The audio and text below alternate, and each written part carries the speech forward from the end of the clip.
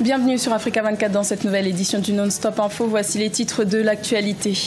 Publication des résultats officiels de l'élection présidentielle du 29 juillet au Mali.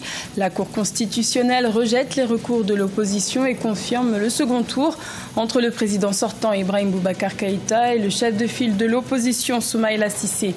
Le Maroc bénéficie d'un atout économique de taille avec le port Tanger Med, premier port africain dans le secteur des conteneurs. L'extension du port Tanger Med 2, qui sera entièrement achevée en 2019, devra augmenter la capacité de ce complexe portuaire. Et la signature de l'accord de paix au Soudan du Sud prévoyant le partage du pouvoir fait renaître l'espoir au sein des populations. Les habitants de Djouba ont célébré le retour de la paix, porteur d'espoir pour les opérateurs économiques du pays. Mais tout d'abord, la défense de l'ancienne première dame ivoirienne Simone Gbagbo a annoncé ce vendredi 10 août qu'elle engagera en septembre 2018 une procédure en annulation devant la Cour pénale internationale qui poursuit Simone Gbagbo pour crime contre l'humanité. Condamnée à 20 ans de prison pour atteinte à la sûreté de l'État, l'ancienne première dame de la Côte d'Ivoire a bénéficié le 6 août d'une amnistie en même temps que 800 autres prisonniers. Une initiative du président Alassane Ouattara pour favoriser la réconciliation nationale en Côte d'Ivoire. Mais Simone Gbagbo reste poursuivie par la CPI qui a délivré contre elle un mandat d'arrêt en février 2012.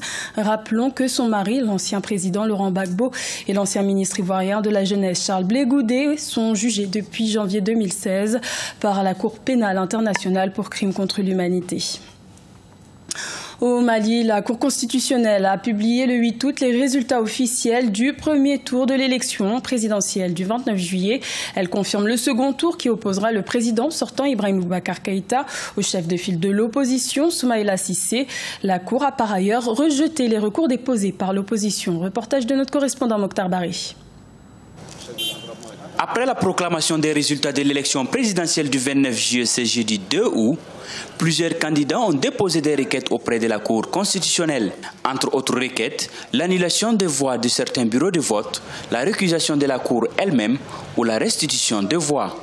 Après 5 jours de travaux, la Cour n'a pas jugé recevable les requêtes de l'opposition pour des raisons de délai. Considérant que les requêtes numéro 1, 2, 3, 4, 6, 7, 8, 9, 10, 11, 12, 13, 14, 15, 16, 17, 18, 20, 18, 19, 20, 21 et 22 ont été reçus enregistrés au greffe de la Cour le 4 août 2018 après examen, portent toutes sur les opérations de vote et de dépouillement et ont été introduites après expiration du délai légal vendredi 3 août 2018 à minuit.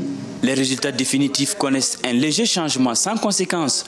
Le candidat Ibrahim Boubacar Keïta passe de 41,42% à 41,70%, Soumaïla Cissé de 17,80% à 17,78% et Aliou Diallo de 7,95% à 8,03%.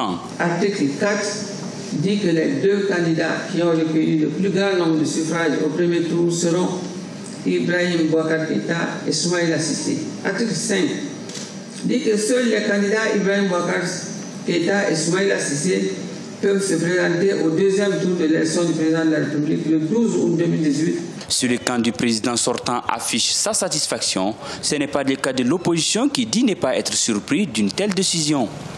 Pour rappel, en 2013, 11 recours avaient été déposés, tous rejetés par les sages de la Cour constitutionnelle que certains candidats dont Soumaïla Cissé estiment partial.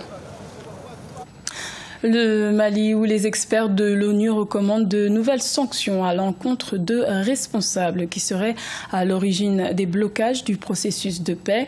Un document qui aurait dû rester confidentiel jusqu'au 30 août 2018 a fuité dans la presse avant le second tour de l'élection présidentielle qui se tiendra dimanche 12 août. Les forces de sécurité maliennes ainsi que les groupes armés liés à la plateforme de la coordination des mouvements de l'Azawad sont accusés accusés par les experts d'avoir commis des meurtres de civils dans le nord et dans le centre du Mali. La liste des personnes visées reste secrète, mais les sanctions cibleraient 3 parties signataires de l'accord. Les noms devraient être divulgués au courant du mois de septembre 2018. Le complexe portuaire Tanger Med dynamise tout le nord du Maroc. Ce port est considéré comme un hub essentiel en Méditerranée qui figure parmi les meilleurs au monde. Il se positionne d'ailleurs en tête des ports africains dans le secteur des conteneurs. La mise en service en janvier 2019 du port Tanger Med 2 devrait optimiser ses performances. Vinanodin.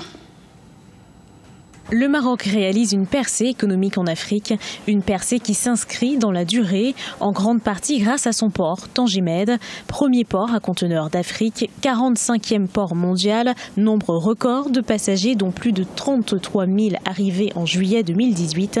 Tanger Med participe au dynamisme économique du pays. C'est une plateforme incontournable aujourd'hui en Afrique.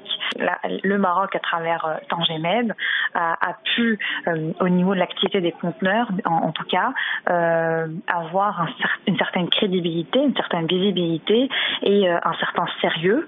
Tanger Med a traité en 2017 un volume global de 88 milliards de dirhams de produits marocains exportés.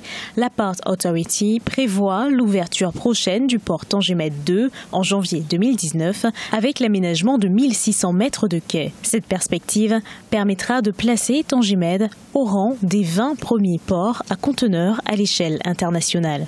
J'ai envie de dire impossible n'est pas marocain. Avec l'ensemble des efforts qui sont déployés, c'est très optimiste. Il faut le dire, c'est très optimiste, mais c'est tout à l'honneur d'un pays qui aujourd'hui reste un pays en voie de développement, mais qui se donne les moyens pour y parvenir. À l'échelle de l'Afrique, Tanger Med se positionne comme le premier port à conteneurs sur le continent, suivi par Port Saïd en Égypte. Depuis la fin de l'année 2017, le port réalise des connexions maritimes directes vers 174 ports et 74 pays sur les 5 continents. Les échanges commerciaux du Maroc avec l'Afrique subsaharienne ont enregistré une croissance de 9,1% en moyenne annuelle sur la période allant de 2008 à 2016. Scène de joie à Juba, les habitants de la capitale sud-soudanaise ont célébré l'accord de paix signé le 5 août entre les belligérants prévoyant le partage du pouvoir. Désormais, les populations rêvent du retour des membres de leur famille déplacés après près de 4 ans de conflit. Les opérateurs économiques espèrent quant à eux renouer avec la prospérité. Nathalie Mo. Chants et danses de joie ont rythmé la liesse des habitants de Juba à l'annonce de la signature de l'accord de partage du pouvoir le 5 août. L'acte qui réinstalle l'opposant sud-soudanais Riek Machar au poste de premier vice-président fait souffler un vent de paix au bout de 5 années de conflit. Cependant, les populations continuent de déplorer le déplacement de plus de 2 millions de personnes hors du pays. Nous sommes juste restés seuls. Nos parents sont allés dans un autre pays. Ils nous ont laissés ici. Nous souffrons, nous manquons d'enseignement car les enseignants ont fui la guerre. Nous avons donc besoin de paix. Durant le conflit, le Soudan du Sud a perdu 60% de ses revenus, issus principalement de l'exploitation du pétrole. Parallèlement, le commerce intérieur subit le contre-coup du taux d'inflation qui devrait se fixer à 18% en 2018, selon le Fonds monétaire international. Le retour de la paix est donc porteur d'espoir pour les opérateurs économiques du pays. J'espère que nos politiciens apporteront la paix pour que nos affaires puissent prospérer, car depuis 3 ou 4 ans, l'économie du pays est en berne. La signature de l'accord de partage du pouvoir au Soudan du Sud est certes un pas important vers la paix, mais le pays doit encore définir son découpage territorial. Le Soudan du Sud doit se conformer au Bridging Proposition, l'accord de l'IGAD pour l'instauration du fédéralisme.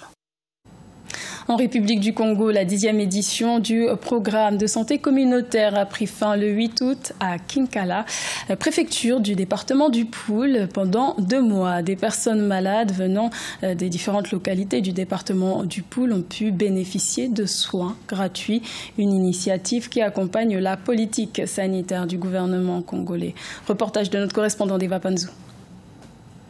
La 10e campagne de soins gratuits du programme de santé communautaire s'est refermée ce mercredi 8 août 2018 à Kinkala, chef-lieu du département du Pôle. 16 948 hommes, femmes, enfants de tous âges ont bénéficié des soins durant 4 semaines. Cette édition a été la plus prolifique selon les organisateurs. Cette 10e édition a battu tous les records.